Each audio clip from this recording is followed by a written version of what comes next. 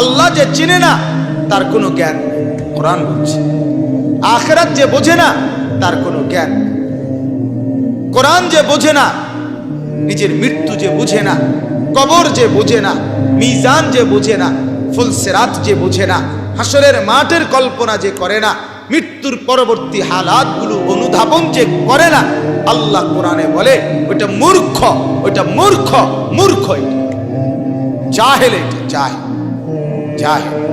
এই জন্য আমি সবসময় বলি, বাংলা, অঙ্ক, ইংরেজি, পদার্থ, জীববিজ্ঞান, রসায়ন বিজ্ঞান, উচ্চতর গণিত, তথ্য যোগাযোগ প্রযুক্তি, এই সবগুলো বই পড়ে উপার্জনকারী প্রাণী হওয়া যায়, মানুষ হওয়া যায় না। ইকোনমিক্যাল অ্যানিমেল হওয়া যায়, অর্থনৈতিক প্রাণী, উপার্জনকারী প্রাণী। টাকা রোজগারের ভালো পন্থা শিখছে, উপার্জনের ভদ্রচিত স্টাইল শিখে নিছে, এতটুকু, এতটুকু হইছে, কিন্তু মানুষ হয় না।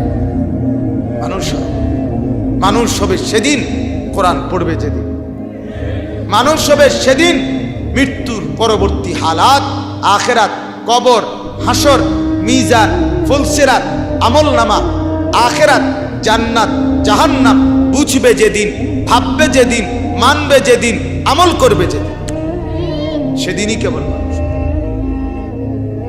সেদিনই মানুষ, সেদিনই সে জ্ঞানী। আর নাই তো সে অর্থনৈতিক প্রাণী, টাকা রোজগার করে আর কি। কেউ লুঙ্গি ফিন্দা, কেউ ভালো প্যান্ট ফিন্দা, কারো চুল আশ্রাই না, কারো চুল আশ্রানো নাই, কেউ ফেয়ার এন্ড লাভলি অথবা মেরিল ভালো করে একটু মুখে ডলিয়া লইছে, কেউ এমনি আটতে আছে আর কি। এই তফাৎ আর কি, কথা বোঝেন নাই কথাটা। কেউ একটু শুদ্ধ কথা বলে আর কেউ বাংলা কথা কয় আর কি। কেউ মাঝে মধ্যে দুই চারটা ইংরেজি মারে আর কেউ হয়তো ইংরেজি কইতে পারে না, কিন্তু খানা সমান, খানা দানা সমান, দুনিয়ার সমানই ভোগ করে, দুনিয়ার সমানই ভোগ করে। তাইলে এটা তুচ্ছ করা না, এটা তুচ্ছ করা না। যদি কোরআন সঙ্গে নেয়, আখিরাতকে সঙ্গে নেয়, আল্লাহকে সঙ্গে নেয়, মৃত্যু পরবর্তী জীবনটাকে এটার সাথে মিলায়া নেয়, তো বাংলাও দামি, অঙ্কও দামি, ইংরেজিও দামি, পদার্থও দামি, জীববিজ্ঞানও দামি, রসায়ন বিজ্ঞানও দামি, পুরা অস্তিত্বটাই দামি। তো শর্ত হলো কি থাকতে হবে? কোরআন থাকতে হবে। শর্ত হলো আখিরাত থাকতে হবে, শর্ত হলো গোলামি থাকতে হবে, শর্ত হলো বন্দিগি থাকতে হবে, শর্ত হলো কোরআন সুন্নাহর অনুসরণ থাকতে হবে। চলেন এবার আয়াতের তর্জমা শেষ। আয়াতের অর্থ কি বুঝলেন? দুই কথা। এক, যে ব্যক্তি নিজের মনের চাহিদাকেই খোদা বানায়, খোদা বানায় নিছে, আল্লাহ তাআলা তার প্রতি ভীষণ রাগান্বিত হয়, তাকে গোমরা করে দেয়, তার কান দিল মোহর মেরে দেয়, তার চোখ পর্দা ফেলে দেয়, আর তখন কাউকে হেদায়েত দেওয়ার থাকে না তাকে। তাহলে এখানে মূল লক্ষণীয় বিষয় হলো মনের চাহিদার অনুসরণ না করা। ঠিক কি না বলেন না?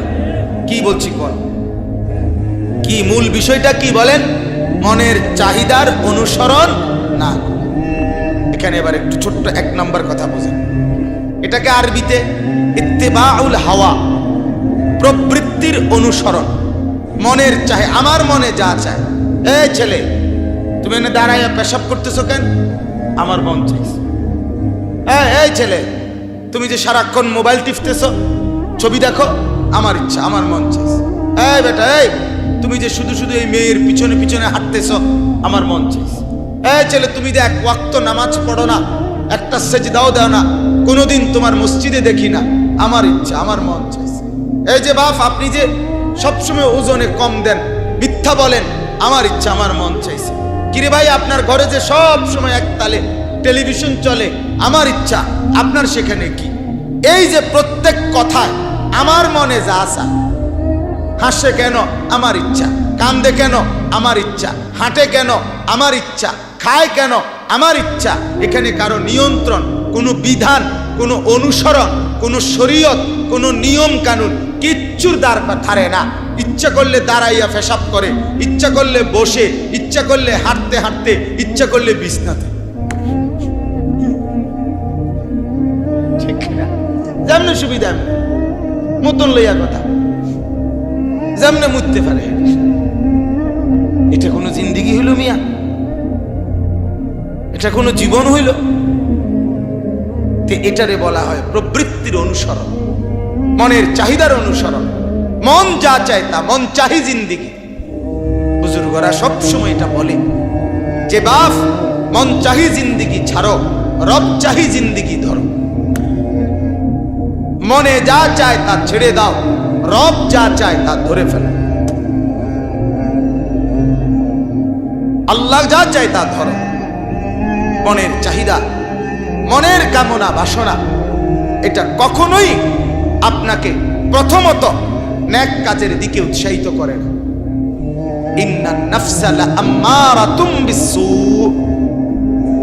কোরআনে আছে নফস, মনের চাহিদা প্রথমেই গুনার দিকে ধাবিত করে। প্রথমেই বলে সাইয়ালা সাইয়ালা বেডি সাইয়ালা, আর মাতিস না, দেখ গেল সবসময় কি আর সুযোগ হয় না, দেখ গেল বুঝেন না?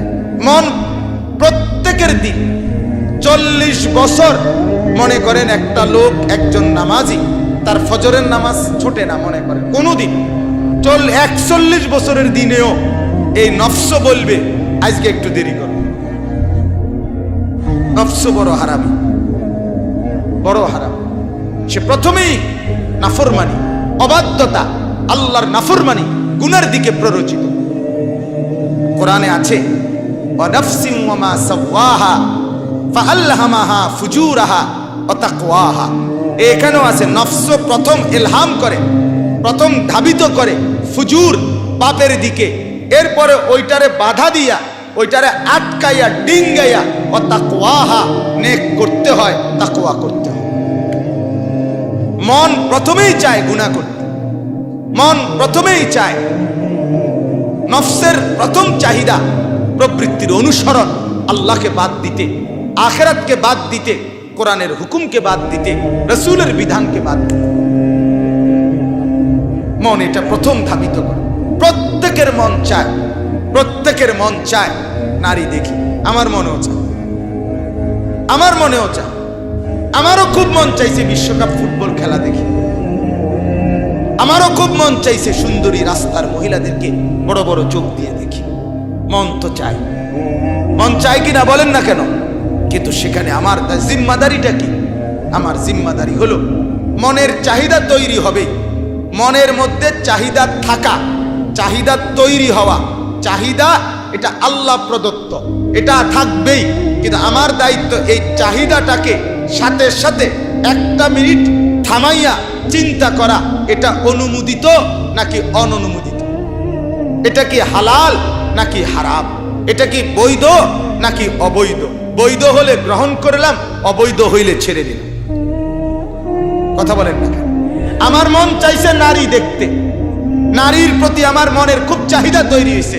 আমি খেয়াল করলাম, হ্যাঁ এই মহিলাটা, এটা আমার স্ত্রী। এবার মন ভরে দেখলাম, মনের চাহিদা পূরণ করলাম। আমি যখন এবার দেখলাম মনের চাহিদা, কিন্তু এটা তো আমার স্ত্রী না, আমার জন্য অনুমোদিত মেয়ে না, একে তো আমার জন্য হালাল করে নাই। এবার মনের চাহিদাকে বন্ধ করে দিলাম, স্তব্ধ করে দিলাম। এটাই হলো কোরআনের অনুসরণ, সুন্নতের অনুসরণ, আখিরাতের অনুসরণ। বুঝাইতে পারলাম কিনা? তাহলে চাহিদা আসবে, চাহিদা আল্লাহ তাআলা তৈরি করছেন। মনের চাহিদা, কামনা বাসনা, শাহওয়াত, এটা যদি না তৈরি হয় তাইলে এই পৃথিবী আগাবে না। আল্লাহই তৈরি করছে। স্বামী তার স্ত্রীর প্রতি যদি আগ্রহ না জাগে, আকাঙ্ক্ষাই না জাগে, চাহিদাই তৈরি না হয়, তাহলে মানব প্রজন্ম এই পর্যন্ত আসবে না। কথা বলেন না কেন? চাহিদাটাই ফি নাফসিহি দোষণীয় না। দোষণীয় হলো ওই চাহিদাকে কোরআন এবং সুন্নাহকে বাদ দিয়ে বাস্তবায়ন করা। মনও কইছে দিলাম তো, না না, মুমিন এটা করতে পারে না, ইমানদার এটা করতে পারে না, ইমানদার এটা করতে পারে। এটা এখানেই বলছে, এই কথাটাই এখানে আল্লাহ তাআলা বলছে যে কোরআনকে বাদ দিয়ে, সুন্নাতকে বাদ দিয়ে, আখিরাতকে বাদ দিয়ে, আল্লাহর হুকুমকে বাদ দিয়ে মনের ঘোড়া ছেড়ে দিছে, নফসের ঘোড়াটাকে ছেড়ে দিছে, মন ছেড়ে দিছে। মন তুই যা বলস তা। যদি বলো মদ খাইতে খাবো, যদি বলো মধু খাইতে মধুই খাবো, যদি বলো পানি খাইতে পানি খাবো। আমার মনে যা চাই আমি তাই খাবো, পানিও খাবো, 7 আপও খাবো, টাইগারও খাবো, এরপরে আরো অন্যান্য জিনিসও খাবো, নেশাও করব, গাঁজাও খাবো, বিড়িও খাবো, সিগারেটও খাবো, যা মন চাই তাই করব।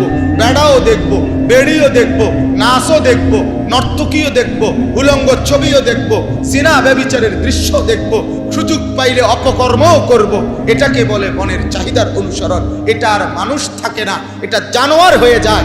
জানোয়ার জানোয়ার জানোয়ার হয়ে যায়, এটা কুত্তা হয়ে যায়, কুত্তা হয়ে যায়, কুত্তা হয়ে যায়।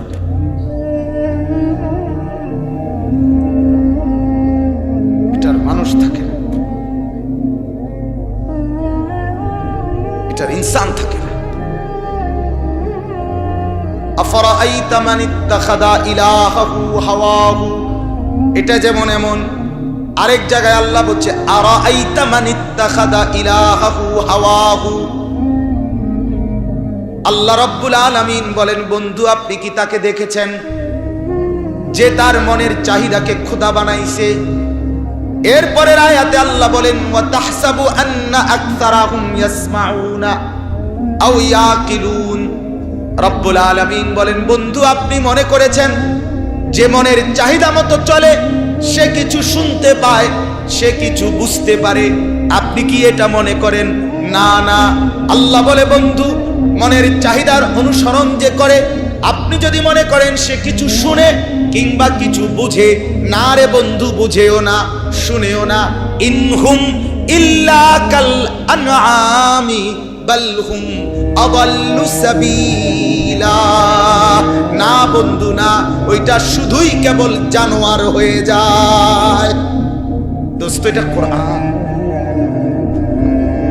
আমি যে বললাম সে কুত্তা হয়ে যায়, মালিক বলে হয় এটাই কথা, কুত্তা হয়ে যায়, শুকর হয়ে যায়, শুকর হয়ে যায়, ইনসান থাকে না।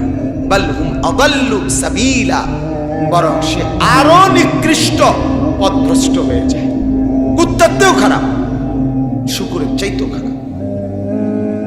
জানোয়ারও থাকে না। জানোয়ার তো আল্লাহর নাফরমানি করে না। কুকুর কি নাফরমানি করে? কুকুর কি হারাম কাজ করে? কথা বলেন, হে হেরে কি হালাল হারাম আছে কিছু? কি হারাম কিতা হালাল কিতা? কথা বলেন না কেন? কুকুরের জন্য কোন গোশত খাওয়া হালাল আর কোনটা হারাম কিতা? তার তো কোনো বিধানই নাই। দেখারই বিষয় না, তোমার তো বিধান আছে, তুমি তো মানুষ, ঠিক কিনা বলেন? অতএব আমার বাপ, এটা মূল কথা, আজকের আমার মূল বক্তব্য, ইত্তিবাউল হাওয়া, মনের চাহিদার অনুসরণ, নফসের অনুসরণ, ইত্তিবায়ে নফস, মন যা চায় তাই করা। এটা মুসলমান না বাপ, এটা মানুষ না বাপ। আল্লাহ তাআলা তার প্রতি যদি নারাজ হয়, তার বড় বিপদ হয়ে যাবে। তার কান বন্ধ হয়ে যাবে, চোখ পর্দা পড়ে যাবে, দিল বন্ধ হয়ে যাবে। সে তখন আর হেদায়েতের রাস্তা পাবে না। এটার একটা ছোট্ট প্রমাণ হলো গুনার উপরে যে স্বাভাবিক হয়ে যায়। আমার এই কথাটা খেয়াল করেন, গুনাহ যার জীবনে স্বাভাবিক হয়ে যায়, স্বাভাবিক মিশে যায়, হাসতে হাসতে, কোনো লজ্জা, অনুশোচনা, বিব্রত, পেরেশানি, অস্থিরতা ছাড়াই গুনাহটাকে যে তার জীবনের স্বাভাবিকতা মনে বানায় ফেলে, এইটা প্রমাণ করে মনে হয় না জানি তার কান বন্ধ হয়ে গেল কিনা, চোখ পর্দা পড়ে গেল কিনা, দিল বন্ধ হয়ে গেল। 30 বছর টানা লাগাতার আপনি এক টানে এক নাগারে 30 বছর স্বাভাবিকভাবে বিড়ি খাইতেছেন, সিগারেট খাইতেছেন, এটা কি প্রমাণ করে? কি মনে হয় এটা? একজন ইমানদার কি এভাবে স্বাভাবিকভাবে এক তালে, এক রঙে, এক ঢঙ্গে মনে করতে পারে? হুজুর কি বলে? আপনার কি মনে হয় বিষয়টা? বলেন বাপ, এটা কেমন জিন্দেগি? আজ 20 বছর ধরে আপনার ঘরে একই রঙে রঙিন টেলিভিশন চলতেছে, আপনার স্ত্রী, ছেলে মেয়ে হাস্যরসে, কোনো টেনশন ছাড়া নাচ গান নর্তকীর ছবি দেখে, কি মনে হয়? মনেটা হয় কি এটা যে গুনাহ, এটা যে অপরাধ, এটাই তো আপনার দেমাগে নাই, এটাই তো আপনার কানে নাই, এটাই তো আপনার দিলে নাই, এটাই তো আপনার চোখে নাই। নাহলে তো আপনার মাথা একটু নুয়ে যাইতো, নাহলে আপনার কাছে তো একটু শরম লাগতো, নাহলে তো আপনার কাছে একটু বিব্রত লাগতো। আপনি দিয়ে হাসেন, ভাত খান, বন খান, বিড়ি খান, চা খান, আপনি যে গপ মারেন, হাঁটেন, চলেন, তার মানে এটা তো কোনো অপরাধ, এটা তো আপনার টেনশনে নাই। কি মনে হয় যদি আপনার কান নির দেখেন বন্ধ হয়ে গেছে, আপনার দিল্লি বাফ বন্ধ হয়ে গেছে, চোখেরই পর্দা পড়ে গেছে, ডাক্তার দেখা। আজ 30 বছর ব্যবসা করেন, 20 বছর ব্যবসা করেন, একই রকম মিথ্যা বলেন, বাটপারি করেন, ঠকান, কম দেন, প্রতারণা করেন, ওজনে কম দেন, মিথ্যাই আপনার ব্যবসা, চুরি আপনার ব্যবসা, ডাকাতিটাই আপনার ব্যবসা, ওজনে কম দেওয়াটাই আপনার ব্যবসা, বাটপারি সিটারি কথা বলনটাই আপনার ব্যবসা। এটাই প্রতিদিন, এটাই শনিবার, এটাই রবিবার, এভাবেই সোমবার, এভাবেই মঙ্গলবার, এভাবেই বুধবার। আল্লাহর দোহাই বাপ, মুসলমান এমন হইতে পারে না, ইমানদার এমন হয় না বাপ। আমারে মাফ করেন, শক্ত কইয়া ফেললে আরেকবার না আইলে আমার সমস্যা, এমন দূর আছে, কষ্ট আইতে। আমরা যদি রাগ করে শুধু কষ্ট করে এটা কইয়া লাগছে, এই হুজুর ইচ্ছা দিয়ে ফেলো আর যাতে না আই খালাস। হ্যাঁ বলেন না, কি মনে হয় আপনার মুসলমান এমন হইতে পারে না? আমার বাপ ইমানদার গুনার উপরে জমতে পারে না, মুসলমান গুনার উপরে জমে থাকে। আজকে 10 বছর 20 বছর ধরে একটানা স্বাভাবিকভাবে আপনি দাড়ি কাটেন, এটা যে অপরাধ, আপনার বিবেকে এটা একটু নড়ে চড়েও না, আপনার কলজের মধ্যে এটা একটু লড়ে চড়েও না, আপনার চোখে এটা একটা শরমও অনুভব হয় না। আপনি এই শেভ করা চেহারাই আপনি আয়নাতে দেখতেছেন, এটার উপরে আপনি পাউডার লাগাইতেছেন, এটার মধ্যে আপনি তেল লাগাইতে আছেন, এটার মধ্যে আপনি ফেস ওয়াশ দিতেছেন, এটারে আপনি বেড়ার মতো মনে করতেছেন। ঘটনাটা কি? আপনি মুসলমান না? আপনার কলজা লড়ে না কা? আপনার চোখে শরম আসে না কা? আপনার কানের মধ্যে অনুভূতি জাগে না, ভিতরে ঢোকে না কা? ঘটনাটা কি? খবর নেন তো, খবর নেন। একজন ইমানদার গুনার উপরে এভাবে স্বাভাবিকভাবে এক টানা পড়ে থাকতে পারে না। আমি বুঝাইতে পারলাম না কথাটা? গুনাহ হতে পারে, এখানে সব ওলামায়ে কেরাম, সব আমার মুরব্বী, আমার শ্রদ্ধেয়, আমি সবার বয়সে অল্প। গুনাহ ইমানদারের হতে পারে বাপ, গুনাহ হতে পারে, অনেক গুনাহ হইতে পারে, কিন্তু গুনাহটাকে কন্টিনিউ বানায় ফেলা, আমি কথাটা বুঝাইতে পারছি কিনা, এটা স্বাভাবিক বানায় ফেলা, এটা কোন ধরনের মুসলমান? গুনাহ হইতে পারে, অপরাধ হইতে পারে, পাপ হইতে পারে, একটা গুনাহ পাহাড় পরিমাণ হইতে পারে, একটা গুনাহ সাগরের ফেনা পরিমাণ হইতে পারে, একটা গুনাহ অনেক কিছু হইতে পারে, কিন্তু গুনাহকে স্বাভাবিক কেমনে বানায়? এটাই রাত, এটাই দিন।